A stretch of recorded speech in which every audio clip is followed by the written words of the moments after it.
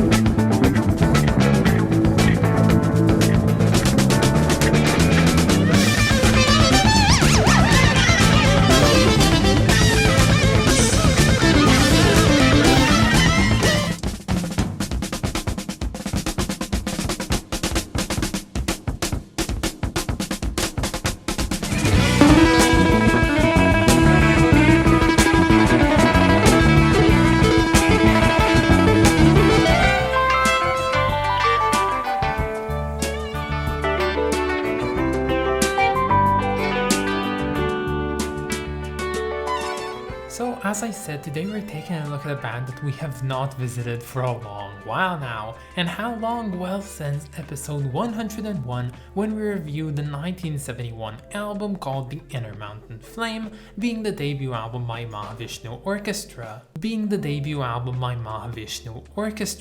And back then I remember listening to that one and on the one hand thinking to myself, well, these guys have a lot of capabilities at their hand, they seem to be quite talented in whatever they're doing, but at the same time I really didn't enjoy the compositions themselves, thus I gave that album a 6 out of 10. So now moving forwards 215 episodes, I come back to Mahavishnu Orchestra, this time a clean slate. Yes, I sort of forgot what that album sounded like a bit, and I actually had to go back to watch that review just to get a glimpse of what I thought of it back then. But honestly, coming into Birds of Fire today, I was feeling much like a blank sheet of paper, not really knowing what impression I was gonna be having with this one. And well, let me tell you, I don't know what it is. Maybe it's just me having a long time since I last listened to them, or maybe it's the 2 years after their debut that has for some reason created something which is much more than I expected. Basically a monolith of jazz fusion, and personally I loved it to bits.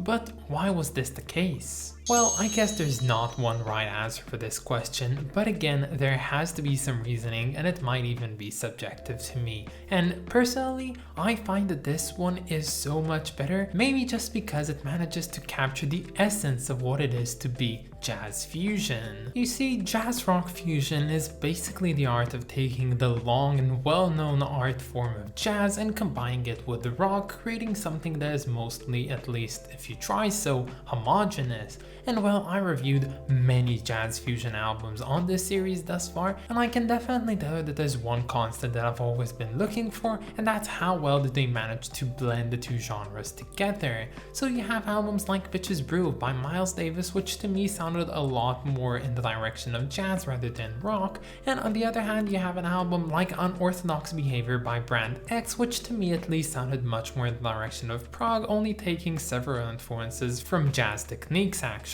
But to this very day, I have yet to hear an album that takes the two genres and blends them together so seamlessly, so finely, and in an otherworldly sense makes the best out of the two, much like Birds of Fire did. Well, what makes this album so great then? Well, I guess it would have to be something about the energies of it. They're so high, they're so good. I've always known that John McLaughlin is a genius in his own right, but God, I did not know how good he was up until listening to this one. Honestly, and I don't say this about 99% of the albums I listen to on here, but I would come back for every single composition to be found on this album gladfully.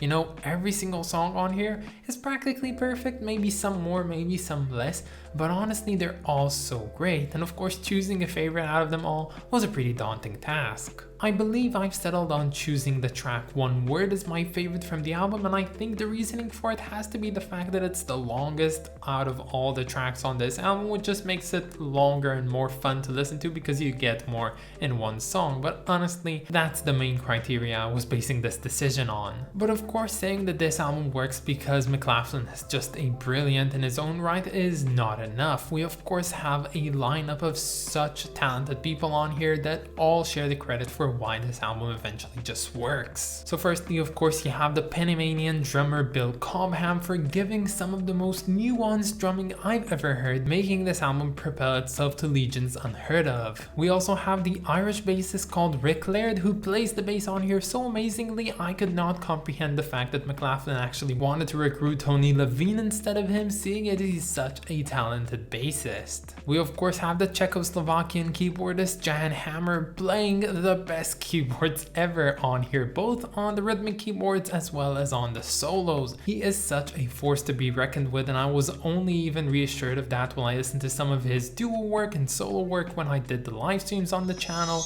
Jan Hammer, just a staple name of jazz rock fusion. And of course, lastly, we have Jerry Goodman, the American violinist that makes the Mahavishnu Orchestra sound just that more unique. You always know that you're listening to these guys when you hear that Goodman violin. It makes and propels each and every song so far that it's honestly incredible. And while since starting in 1971 with releasing The Intermountain Flame and then releasing this one in 1973, both being considered as seminal prog albums, the band unfortunately had some internal fractures, mostly caused by the demanding leadership nature of John McLachlan. And as Bill Cobham said it best, the band were knocking on the door of something new, something that was never tried in rock music before, but unfortunately they never got there. Much like Nietzsche always getting an epilepsy attack just before he reached enlightenment, so does Mahavishnu Orchestra not being able to reach their peak, and thus unfortunately they had a pretty bad run, which led them to disband.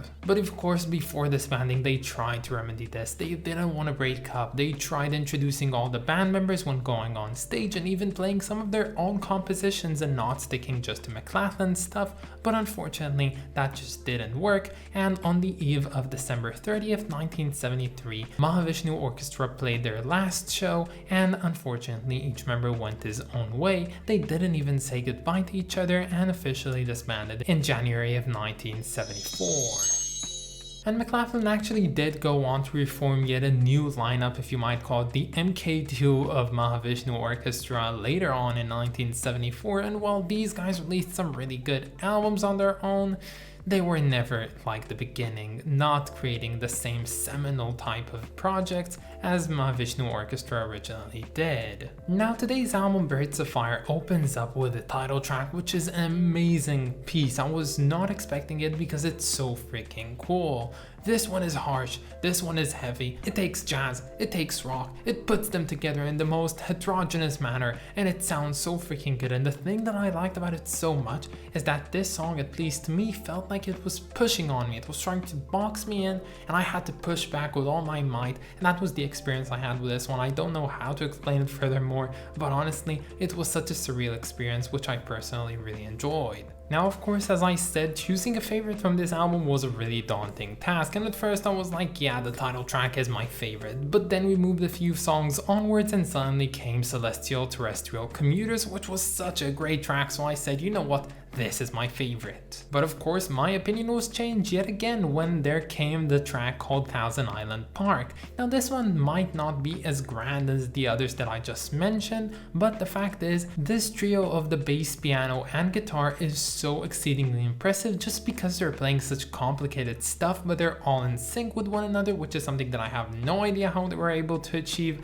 and it sounds so freaking good. But alas, as I said, I chose One Word as my favorite favorite from the album, and honestly it's because of its runtime. It's just the longest, so I have the most fun with it. But if you look at it in a more broader sense, you can say that it incorporates everything, every single positive that I just said in one song, and that's also pretty amazing. So I love that one to bits, and I came back to it so many times after listening to this album for the first time, it's not even funny. So yeah, I know I've neglected talking about several tracks on this album, but honestly I feel like I've encapsulated what it felt to listen to this one close enough, and it was so good. And this is definitely one of those albums where I tell you guys, you know, if you haven't listened to this one, what are you doing? Go ahead and listen to it. The only excuse for not listening to this one is if you're waiting for a vinyl copy of it via mail, which in that case, you know what, wait for it to arrive. But honestly, this is such a great album that everyone has to know.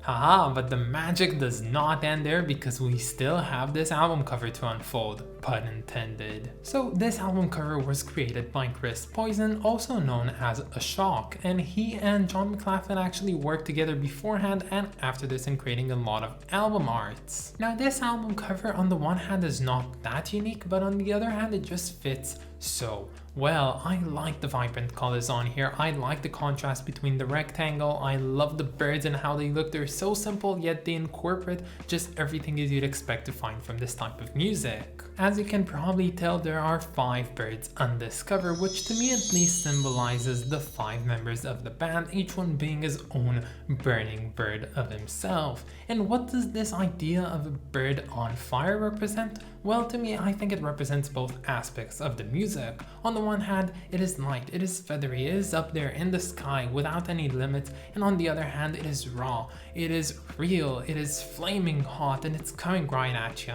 And I just love this. It's such a great album, and this cover is so good in representing it.